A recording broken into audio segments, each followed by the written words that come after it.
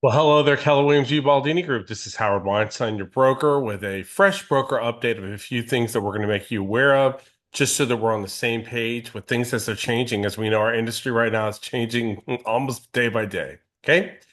First, thing I wanted to get you all aware of is this. If you're dealing with flood damaged properties that fall under the 50% rule disclosure, you're going to see this form. It's getting loaded in a DocuSign as we speak.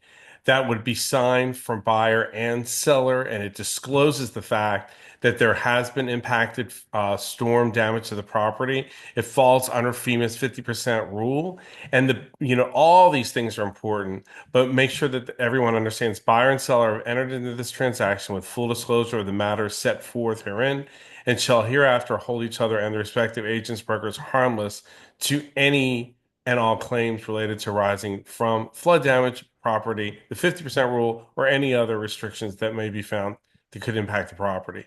It also says that they've done their own independent research and they're not relying on material relied upon statements on either side of the transaction. In other words, they're getting their own inspections and everything else. So this form will be required on flood damaged properties. You will see that in DocuSign. The other thing is we are putting a form in there. It's not a form. We're going to put a notice in there for flood damaged properties. Will basically go on the front door of the property that says, enter at your own risk.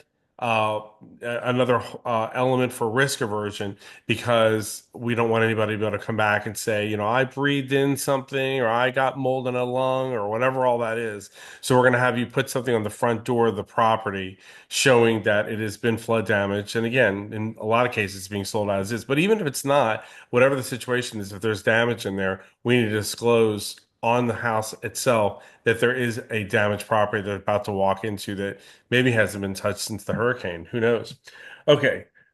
Next, yes, the TCPA revocation and guidelines that was supposed to go into effect on January, blah, I think the 27th, has been paused. Now, what's not been paused are all the do not call requirements. They're still there. The TCPA requirements are still there. They fall under phone calling and texting. They are to be adhered to because there's fines involved if you don't.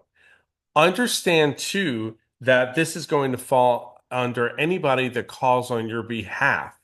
Virtual assistants, anybody that's licensed properly in order to make these calls and do this lead generation for you, they fall under the same rules as you would because they're calling on your behalf. Okay.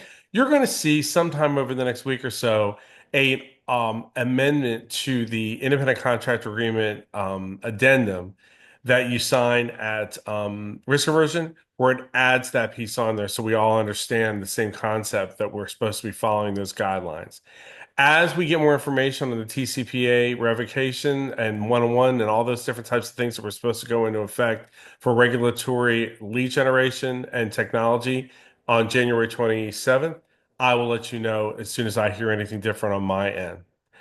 There's other things coming down the road, some things regarding inspection addendums and as-is agreements and timeline elements and different things like that. But we're going to go step by step and give this to you in a way that is digestible.